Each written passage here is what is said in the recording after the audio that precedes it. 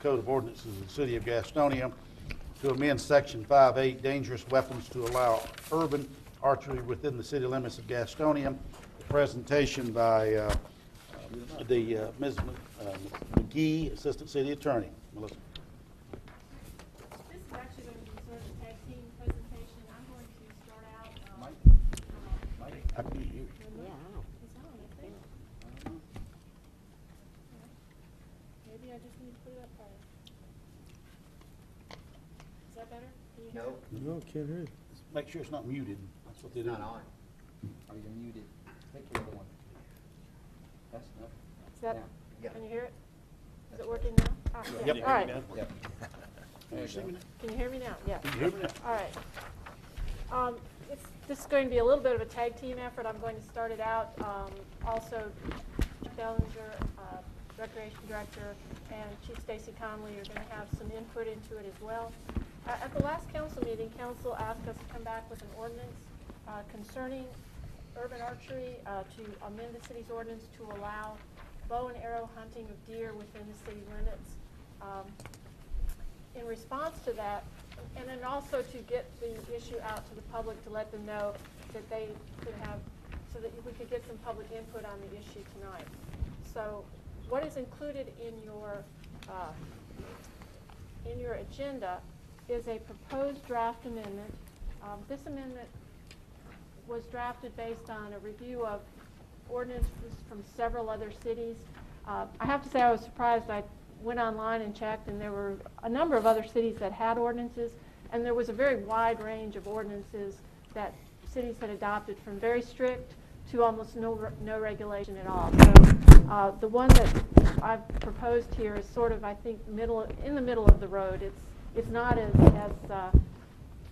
open as certain ordinances, but there were certain ordinances that had even more strict limitations, like 10-acre requirements for hunting and that sort of thing. So the proposal here, just basically to start the conversation, tries to set some restrictions that will allow urban archery within the city limits, but is not so strict that it will, while allowing it, would still make it almost impossible. So I'd be happy to answer any questions. Chuck Dellinger has also had prepared certain maps that would, one map would show the areas that would be allowed if you have a 2-acre restriction as opposed to a 5-acre, and then a map showing if there is actually a 5-acre restriction. And even though you have those restrictions, there are also additional restrictions. The ordinances proposed would have a restriction that you could not discharge the bow and arrow within 500 feet of a dwelling or a school, church, daycare, park, any type of protected use of that type, plus 150 feet of any road or a road right-of-way.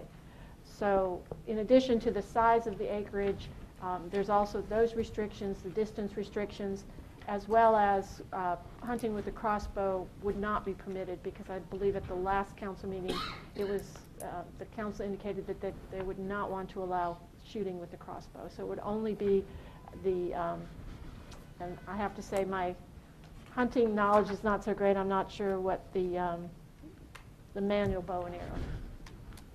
So I'd be happy to answer any questions. Again, Chief Conley and Chuck Dellinger are here to also answer any questions, and I believe Mr. McNamara is here as well, who made the presentation. Oh, and we also did put out a sign-up sheet to allow, to see if anyone wanted to speak.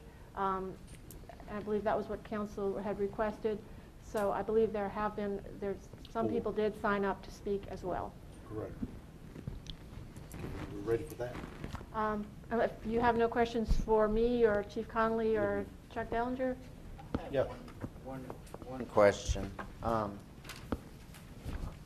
All the regulations, questions I had when I first kind of started reading the draft proposal, draft ordinance, you answered very well as far as the crossbow, that kind of thing. The one question I had, and it's funny because I just saw it today, and it made me think about this issue tonight. Going down, I think it was on Redbud, the deer carcass that's laying by the side of the road. If you are to shoot and kill a deer, Is it in the North Carolina Wildlife Commission rules or regulations what you can do with that carcass? I think that they do require that you, again, I forget the words that they use, but that you complete the, I think they call it, you harvest the deer Right, carcass. it is. So that you do have to dispose of it. I do not know if it sets forth how you can dispose of it, whether you have to have it butchered or whatever. I do believe, though, it does require that you harvest it and dispose of it. We do have Dave Hoyle. I was gonna say, we've got Who's several the, hunters out here. Well, is he was chairman of the North Carolina Wildlife Well, Federation. yeah, I know that. Oh, But okay. I'm saying we have several hunters out here that probably would know. Is it permissible to ask them if there's any kind of regulation He would know the rules and regs. on the disposal? Yeah, but Dave would know the rules and regs. I got that.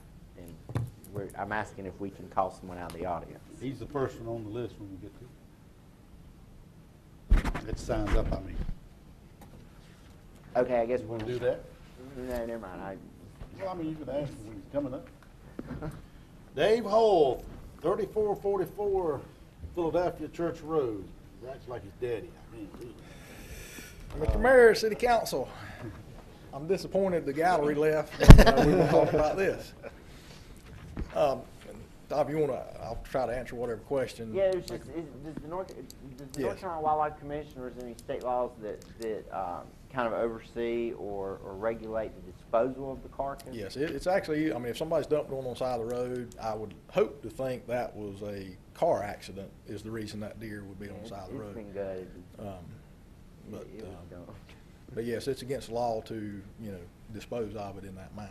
Okay, that was really my only question, because if it wasn't, I wanted to see it put in ours, but that was good. Thank you. Any questions of Dave? Why is he here? Because you're up to speak. All right, if I'm up to speak, and I'll try to make this real brief, and I'm here more for information, I guess. We started urban archery in 2007 due to the ongoing population of the white-tailed deer and the concerns of a lot of municipalities that were having trouble controlling the white-tailed deer population. This urban archery season is a season that is outside of the typical deer season. A lot of towns that don't participate in it allow archery hunting or hunting in general inside their city limits already. I think y'all have a prohibition against that, so that's where the urban archery season would have to come into play, and you'd have to actually change that ordinance to get to this point. But I can tell you we've got 45 towns that are involved in it. Some of them, Elkin, North Carolina, has been in since '07, have been very pleased with it. We've got Chapel Hill, Wake Forest, any number of large urban cities that participate. As your attorney addressed, they get to put a lot of those regulations in play. I will tell you that we hear better results out of the less restrictive, and I think that's more due to the lack of confusion. The more restrictions you put on anything, whether it be a UDO or deer hunting, the more confusing it becomes to the end user. One stat that we found very interesting, North Carolina Wildlife Commission passed Sunday hunting with a bow and arrow several years ago. One of the big discussions from that was the safety issue. I will tell you, in the history of North Carolina, there has never been an accidental shooting between a bow and arrow hunter and another individual. So that's a great safety scenario that we are proud of. I will tell you, from a concern of acreage, that we discuss a lot in what we do, whether it be dog hunting or still hunting. The acreage standpoint, something I want you to think about is, an individual got 5 acres, that 4.8 of it is his front yard, may not hold as many white-tailed deer as somebody that has an acre of 100% wooded property. So to our aspect, acreage never comes into play with us from a safety standpoint or, the huntable side of that equation, because a guy could own 10,000 acres, and literally in eastern North Carolina, this is not unheard of, that, 10,000 acres, 9,900 is tillable farmland and only 100 acres of woods. So it's really hard to compare, just because a guy's got 10,000 or 1,000 or 1 acre of what kind of wildlife and how that piece of property should be hunted. But I will tell you, archery hunting is a very safe sport. We have very few conflicts. I was one of the main ones on the North Carolina Wildlife Commission to push for a statewide no trespass, which I would think would be very important in this equation. Basically, that law that went into effect a couple years ago, you have to have written permission to be on another man's property. And so we did that in an effort to resolve some of the issues of trespassers that chose to go hunting on John Bridgman's property without permission. It was a real nightmare for law enforcement to decide who has to go respond to that call, and it's a real problem. And so we tried to make it so that the landowner does not have to be the complainant in that process. If you are checked by a wildlife officer or a city police officer or whatever the case may be, you have to have written permission to be on somebody else's property if you're hunting. And so we've made a lot of efforts to try to mitigate the problems between the hunters and non-hunters in the state of North Carolina. But like I said, it's been very successful in the towns that have tried it. A lot of heavy urban towns have done it and been very successful with it. I'll leave it at that. Try to answer any questions. I'm not an expert on urban archery. I live out in the country, but I'll try to answer any questions if anybody's got any. Dave, if one quick one, if you, I'll just use you as an example. Sure. Take down a deer, what do you do with it? I mean, does the law say that you have to take it, pick it up and haul it off? Oh, yes, sir. Yes, sir. You have to make every effort to retrieve your game. And just because you shoot a deer, bear, turkey, whatever the case may be, and it goes on somebody else's property, you don't have the right to go on their property without asking their permission. We hope that people will grant that permission. And, we've had scenarios to where a enforcement officer has to be called to, and they'll go knock on the door and say, hey, this gentleman has shot a deer, it's gone on your property, can we? And our guy will generally go with them, whatever, to try to, we try to keep the conflict down best we can. Brenda? David, is this open season? Okay, so you could shoot, with the bow and arrow, you could do doe or buck. Yeah, this is outside of your typical deer season. It's a Right. January season specifically for municipalities. And Right. and so it is outside of our typical season. And like I said, it's been very successful in the towns that have done it. I would make a suggestion, and maybe I'm taking off my Wildlife Commission hat here, I'm not certain why the crossbow was taken out of this equation, just so you'll know. A typical compound bow this day and time actually has more effective range than a crossbow. But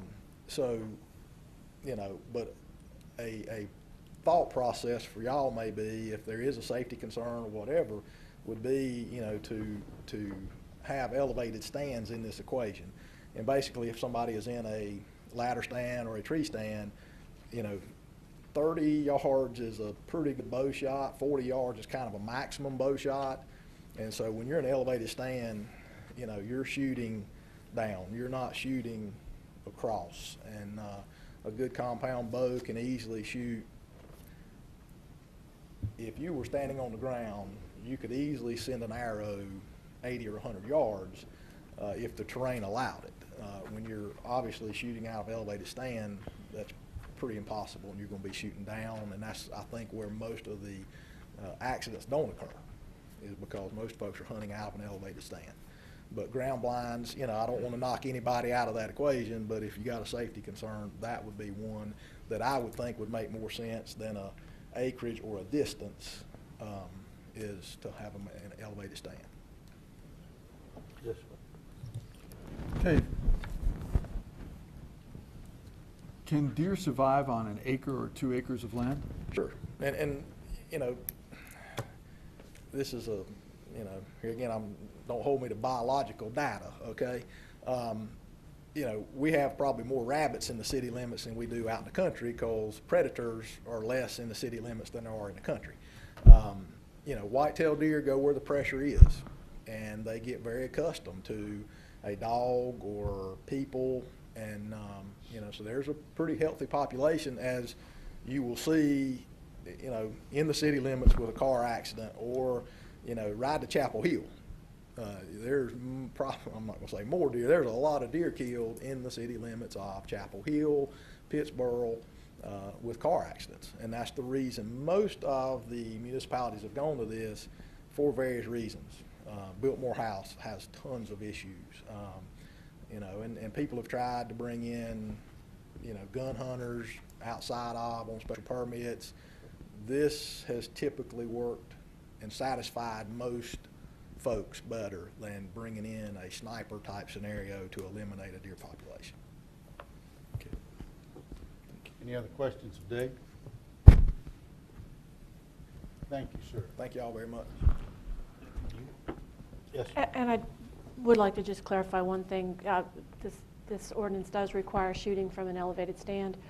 And the other thing this ordinance provides is it would allow deer hunting during both the normal deer season, normal bow season, and the urban archery season, which is the additional 5-week season that only urban areas can get. So this would allow deer hunting during all of the normal bow and the urban archery season.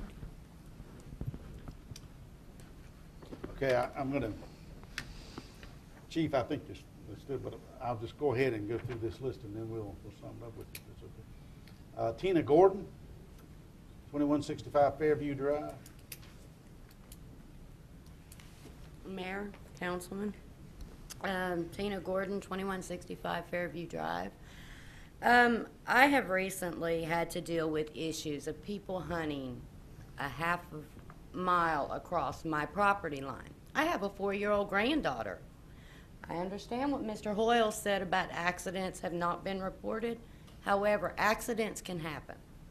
I have an issue with this. I don't want deer hunting in city limits because I picked a home that, yes, it's a rural area. I like the country setting.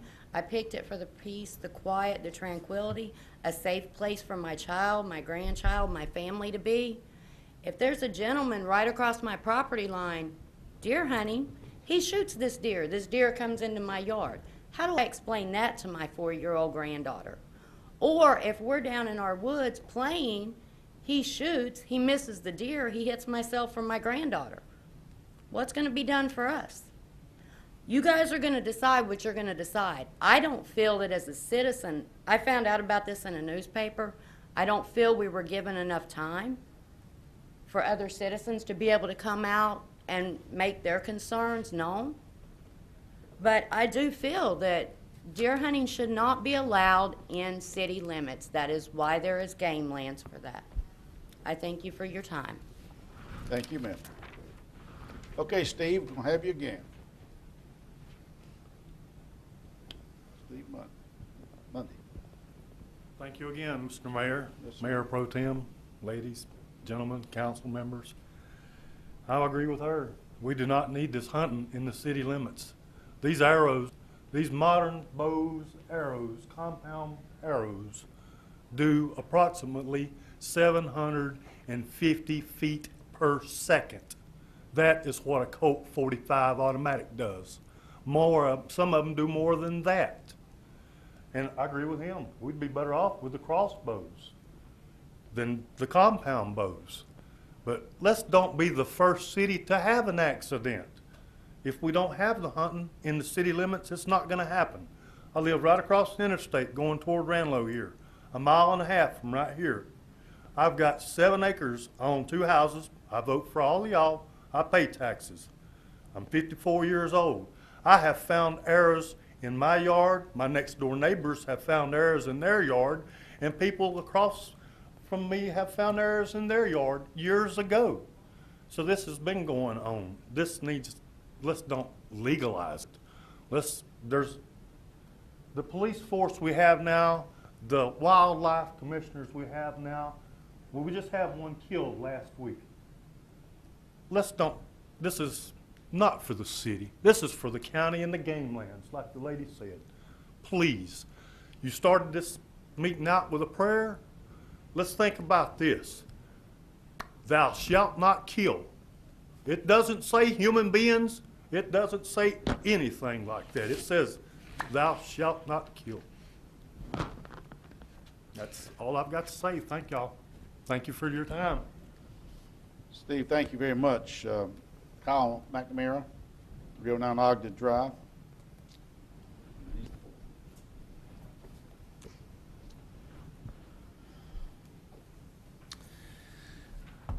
Thank you, Mayor and City Council people. I've got some materials that for anybody who has not had an opportunity to actually see the case for this, I can show that. It's not going to be something I can show in 3 minutes, but you know, it's available should you want to see that either now or later. I would actually agree that hunting for hunting's sake in city limits is not something that I would put forward, okay? But we actually have a real problem, and this is the best approach to deal with that problem.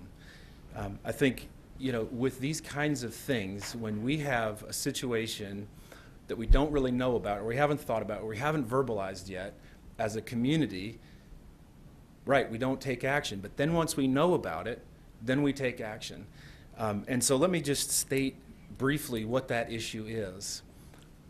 We are currently way above carrying capacity in Gaston County. The deer populations double every 2 to 3 years.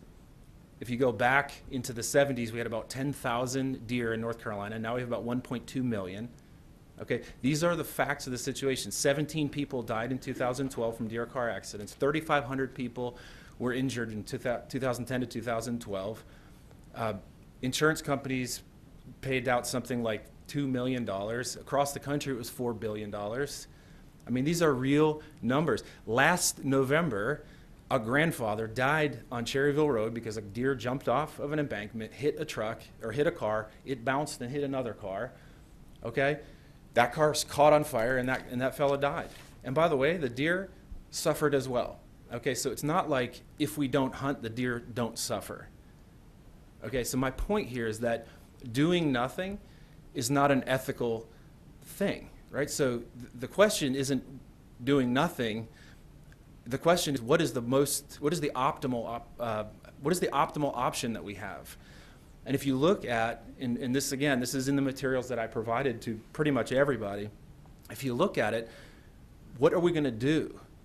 Are we going to have people remove deer? Are we going to have experimental vaccinations administered? Are we going to have sharpshooter companies come? Are we going to, like, these are all the different, build deer underpasses? Are we going to apply repellent? Are we going to build fences? All those are the other options that cost money. And by the way, have ongoing maintenance to them. This is the only free option that is actually effective and proven to be safe, right? If you apply the principle of the elevated stand, this question of arrows sort of flying off into yards and things like that, while within the scope of possibility, just like any kind of accident can be, it's not really a reality when you measure it against what's happened across the state and the country. I mean, we're talking about the city of Atlanta, the city of Dallas, the city of Minneapolis, the city of Cincinnati, the city of San Jose, and the Silicon Valley, already offering this kind of urban hunting to control exploding wildlife populations. So, given that reality, we would actually be late adopters in this process. We're not at a cutting edge here trying to decide what to do. We're trying to figure out how do we deal with a real exploding public safety issue. We had accidents double in Gastonia over the period 2009 to 2013, a public health issue where the CDC said 69% growth in Lyme disease in North Carolina, right? The cost to taxpayers, Bill Jarman couldn't be here tonight, Dr. Jarman, but he lost 65% of his crop due to deer damage. And then, of course, there's the issue of the deer, right? I mean, if we're being realistic, we can't just say, I'm going to do nothing and somehow the deer won't suffer. They will suffer. They'll starve, they'll get diseases, and ultimately they'll end up in deer car collisions far more often, and the overall herd suffers. I guess if I can kind of conclude with how did I get here? About a year and a half ago, or approximately, my mother was driving with my 3 kids and my wife in the car, and she hit a deer. Okay? That was sort of step 1. Step 2 was, unfortunately, if anybody was wondering, my kids were fine and my wife was fine. The deer was not fine. Okay, so then step 2, I'm driving about 2-3 months ago on New Hope Road next to Bojangles in city limits, and a deer jumps right across the road. Okay? Fortunately, I didn't hit it. Fortunately for him, the deer, and me, we didn't collide. And then literally, as I'm coming back from the fundraiser to equip our local North Carolina wildlife officers with equipment on Saturday night, I almost hit a deer. My wife yelled out at me as I'm driving down Union Road, "Watch out!" Okay? I mean, this is real, and I'm guaranteeing across this group right here that everybody's almost had some kind of encounter like that, or you know somebody. In fact, if you go to the petition website, where we've passed 250 signatures today, which makes a total of 300 signatures overall, probably closer to 320 with the paper signatures, you'll see comments. I lost my friend in a motorcycle accident in a deer motorcycle collision. You'll see guys saying, I almost ran into a herd of deer with my motorcycle. You know, these are the kinds of stories. This is the reality. So I want to say, you know, if we're talking about just hunting for hunting's sake in city limits, forget about it. But unless somebody has another free option that is effective at actually addressing this real public safety, public health, cost to citizens and taxpayers and city, if somebody has another possibility, bring it forward. Otherwise, we need to take some action that we know can actually make a difference. The last point I want to make is just to talk about what I've found in my research. I actually took a lot of effort to go around to other cities and see. Like I called Chapel Hill today, and they have a 0-acre minimum. Huntersville has a 0-acre minimum. Most other towns and cities that if you look on the internet and find, it ranges from 0 to 2 acres. Okay, there is one 5-acre that I found and one 10-acre that I found. So the preponderance of them is on the 1 to 2. And I think the reason is because you need the little guys to have their areas huntable, or else the deer simply drift down into those areas. Correct me if I'm wrong on that, but that's the issue, right? If you make the parcel too big. So I would just kind of re-propose, as we're talking about this, something closer to 2 or 2.5 acres as opposed to 5. If I just read something in the paper the other day about 5 acres. And then I guess that's pretty much it. I kind of wonder about the 500-foot distance. Maybe it should be closer to 250 foot based on what else I'm seeing out there. But, you know, I thank you for the opportunity to speak to you. I know we should take action, and I urge you to do so. Thank you. Thank you very much. Is there any questions? Yes, sir. A statement, Your Honor. Mr. McNamara, been before us twice. You've indicated that you've done some research. I've had a number of calls from constituents, some that I fielded while I was down in Texas. Drove me to do some research, in particular, and I have copies for the City Council. It's a 24-report synopsis on bow hunting. In particular, much deals with the bow hunting of deer. And something that has not been raised to this point, and this is what concerns me about the speed of this process at this juncture, is the wounding of the animals. In this 24-report synopsis, the studies indicate, and by the way, the majority were done by different state agencies throughout our country. The studies indicate an average bow hunting wounding rate of 54%, with the shots per kill averaging 14. And I could go on. What concerns me is that the wounding rate, and in particular I'm going to cite a 1989 study by the Texas Park and Wildlife Department, which archers bagged 128 deer and wounded and failed to retrieve 130 others for a crippling loss exceeding 50%. Yet, when we look, as I think it might have been you, Councilman McAteer, last time we had some discussion on this, talked about hunting with a firearm. Gun hunters killed 2266 and wounded 150 others for a crippling loss of over 7%. So, well, I guess what, I'm going to pass these out to the city council. I have one for you as well, sir. Just concerns me that we're moving at such a speed here. And I personally want some more time to digest just several of the articles that I was able to pull off the internet while I was away. And I'm going to move forward to read a little bit more about this because this wounding rate at first blush troubles me. I haven't gone through all these documents, but there are several here that appear to be troubling. Thank you. Okay, sir. Thank you very much, Mr. McNamara. Good. Is that for him or is that- Legal counsel. No, I want the chief to see what he's got. Chief.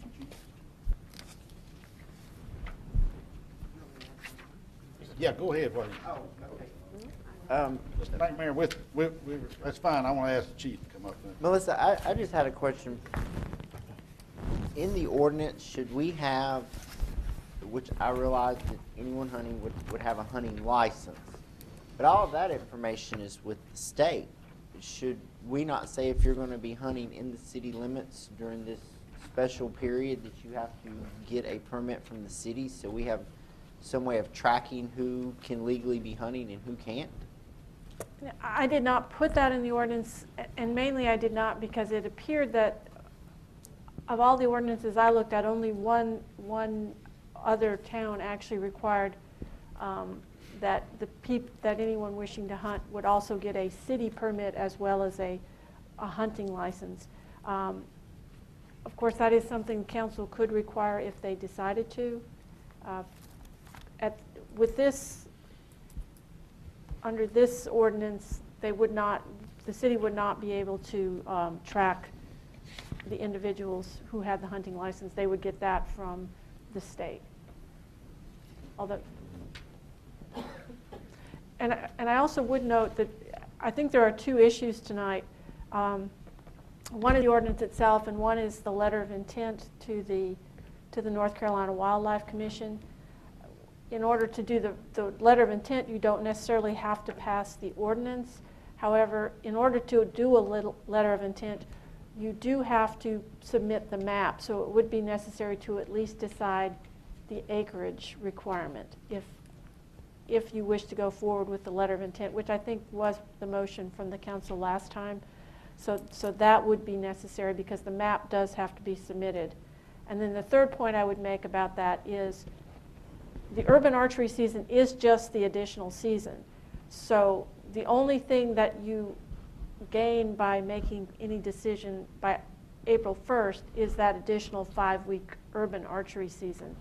The council could at any time determine to pass an ordinance that would allow deer hunting during the normal deer season.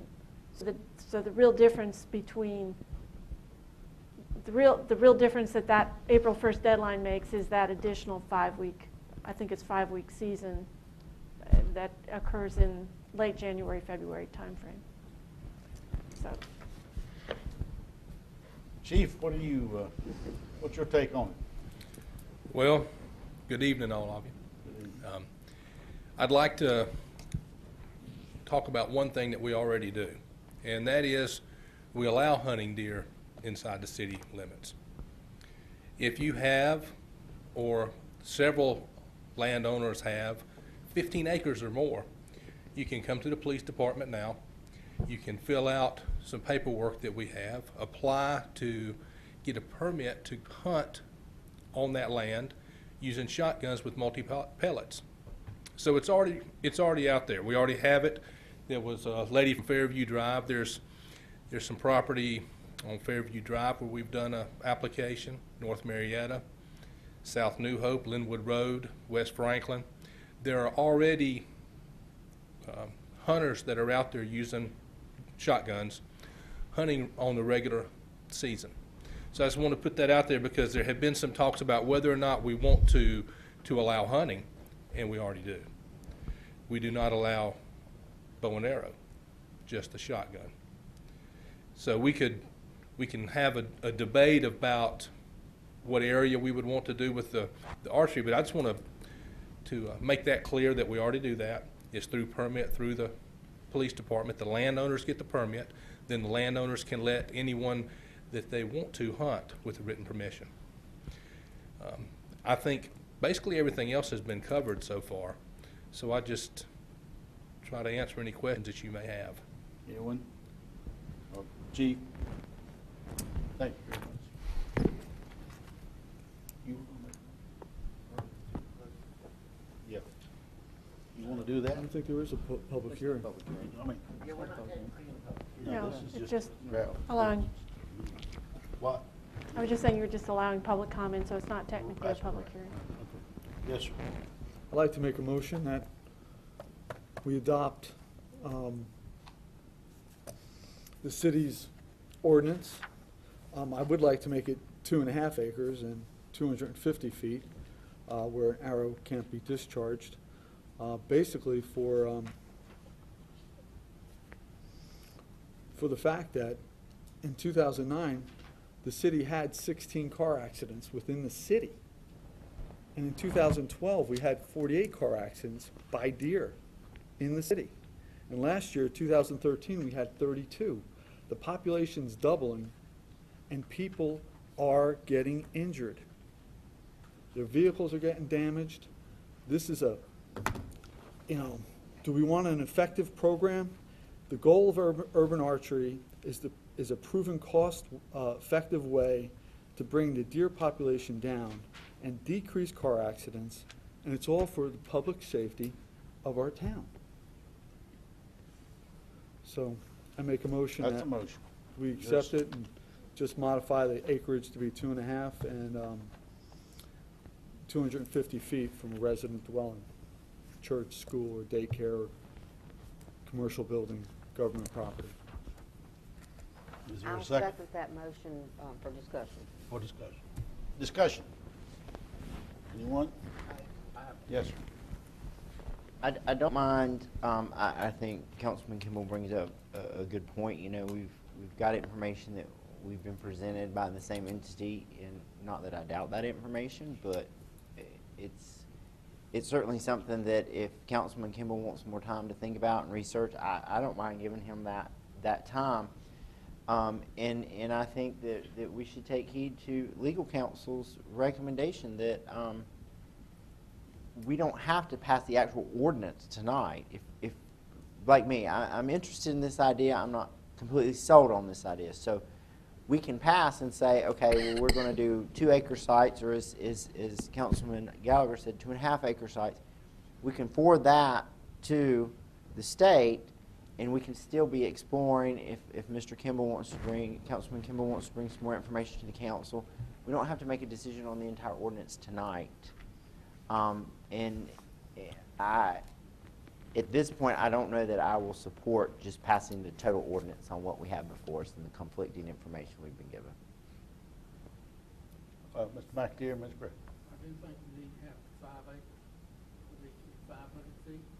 An arrow carries a long way, and I think it's stupid to have to reduce it down to 250 feet and 2.5 acres. So I just don't think the safety has been considered there. Thank you. Ms. Gray. Being a wife of a hunter, okay, I'm gonna tell you what I have experienced from being the wife of a hunter, okay? I know years ago, or I think I know years ago, that there was an initiative to reduce the herd at that time, and there were special doe days that were kill days, that you couldn't kill anything but does, okay? They tried to get that going, and it worked in some places, and it didn't work in other places, and now we're still at the point to where if we don't do something to curtail that herd development, they're starving, okay? Because that's why they're coming more into the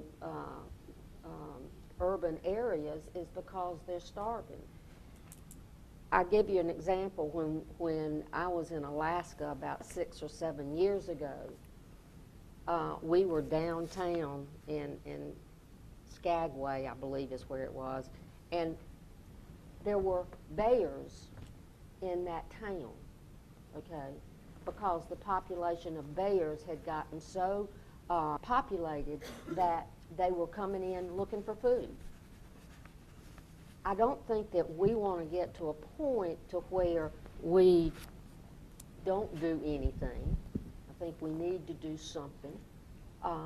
Here again, this, like one of the speakers said, this is a free opportunity. It doesn't cost us anything.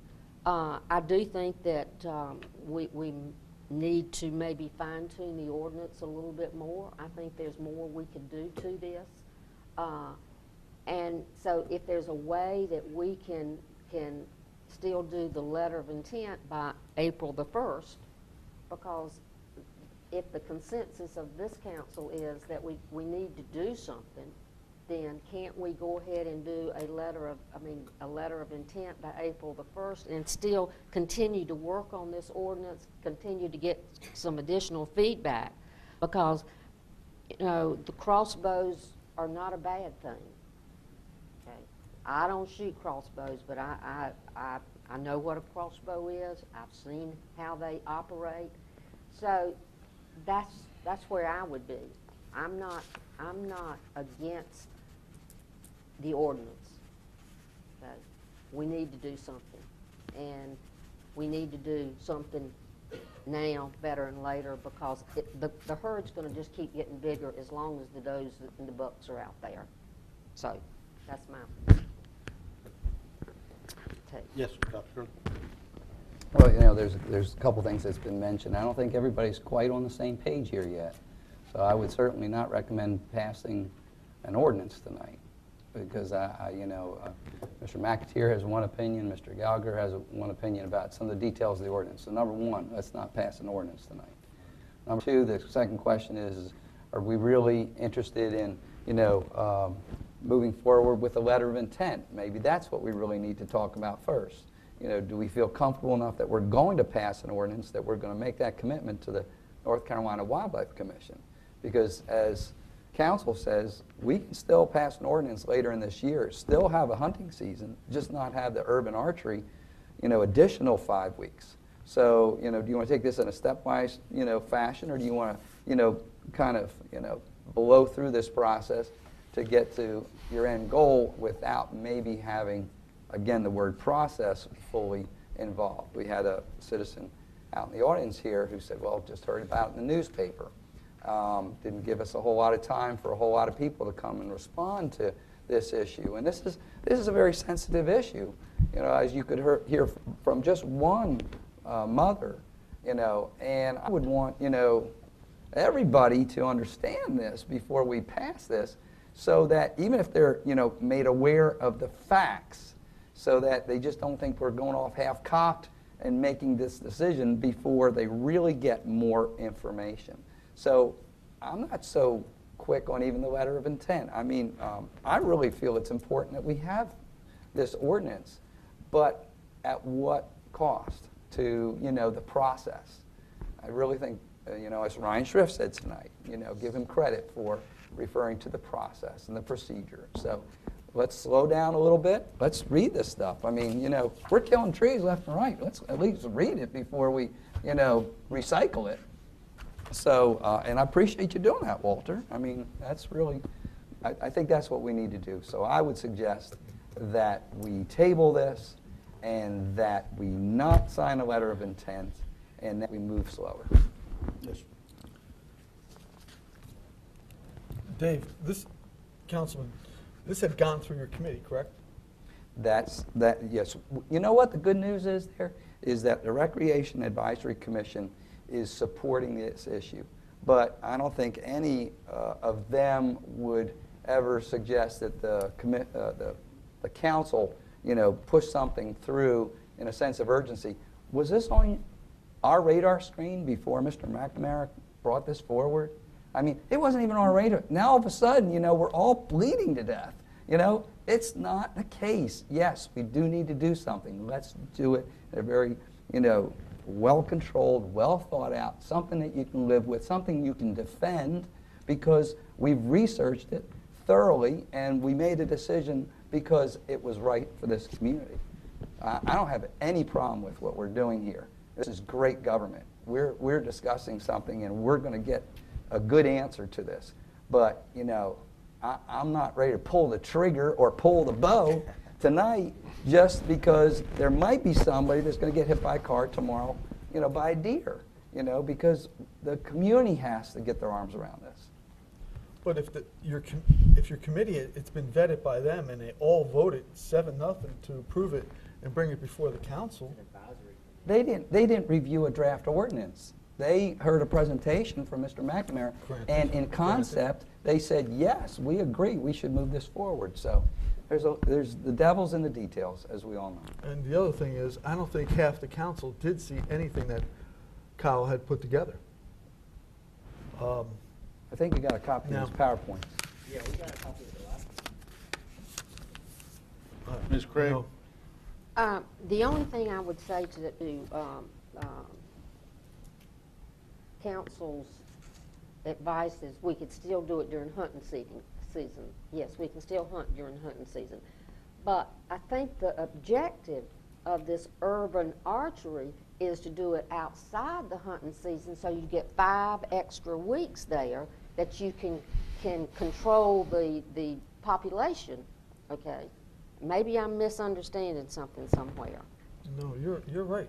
I mean, that's basically it. You want to bring down the deer. I think that's the goal, is to take it outside of the normal hunting season and have 5 extra weeks for lots and lots of hunters to be able to hunt and control some of this, so that the next breeding season there's not quite as many of the white-tailed deer.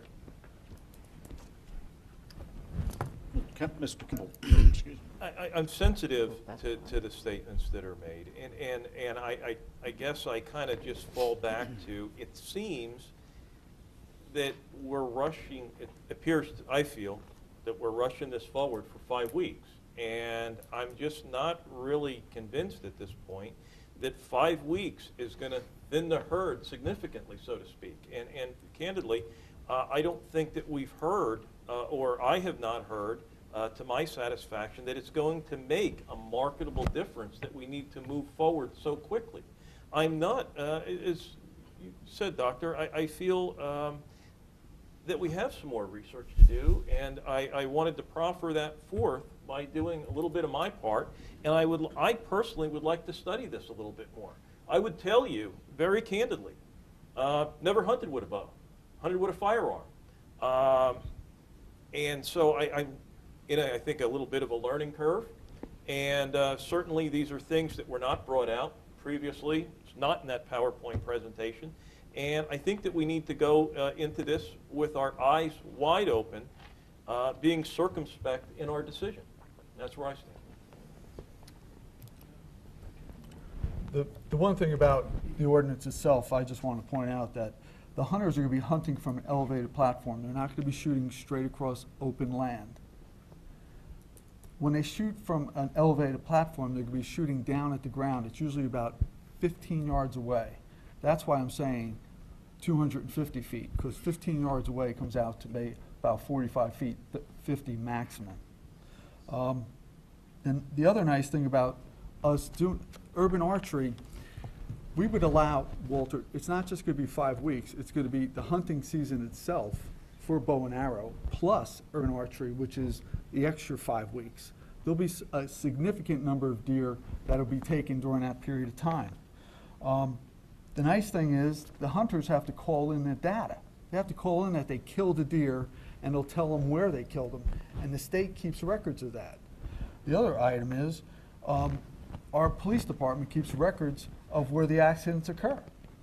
And once we start seeing that accidents are occurring in one part of the town, we could actually take the bow hunters from another part of the town and say, listen guys, we'd like you to hunt over here and start taking, this is where most of the deer are, we would like you to take them down. it just seems real logical, and it doesn't seem like, I understand you feel it's being pushed down, but I think the whole thing is being pushed is the April 1st deadline. Correct. So Problematic for me. at this time, I'll withdraw my, my motion.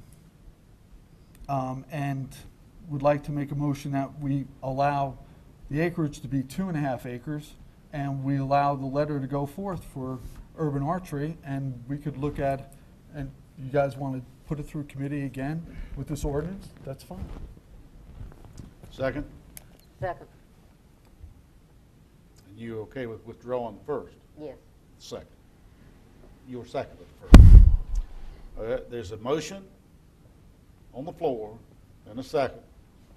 Can I get a clarification on that Yes, sir. motion? Yes, sir. So, again, the motion was to go forward with the letter of intent and to make one suggested change to the draft so far, and that is to reduce the acreage from 5 to 2.5. We have to give a map, Dave, for urban archery. We I have to give- understand that, understand that. So it has to be, But those are the if only we say two. 2.5 acres. Yeah, those are the only 2 points in your motion, Yes, correct? sir. Okay, all right.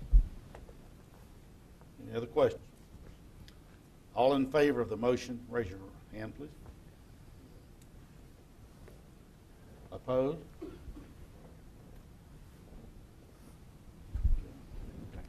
And let's do exactly what I think Mr. Kimball recommended, is let's study it. Can I make one last comment, Yes. or just a request to staff?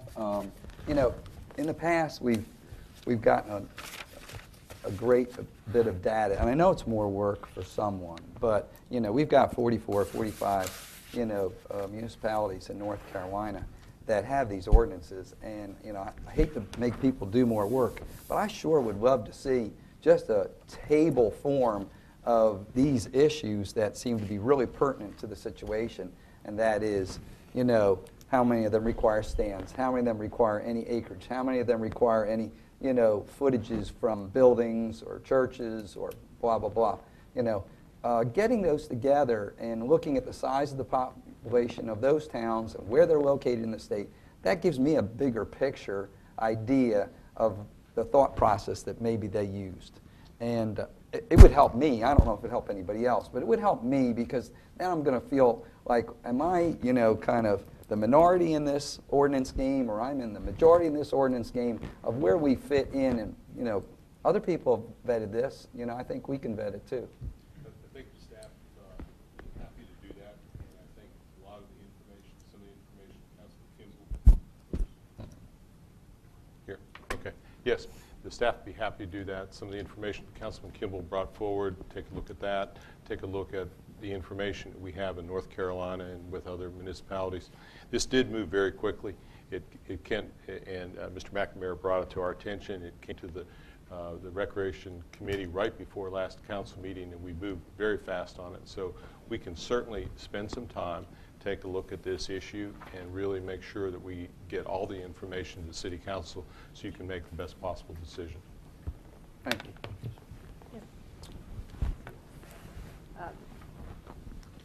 Somebody has their hand up. Yes, sir. 1 second.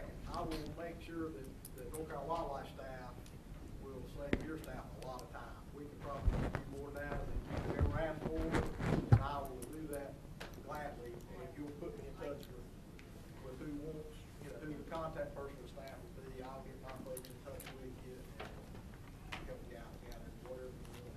That's great. Thank you. Thank you, Dave. Okay, item 5 is the Central City Revitalization Housing Committee report.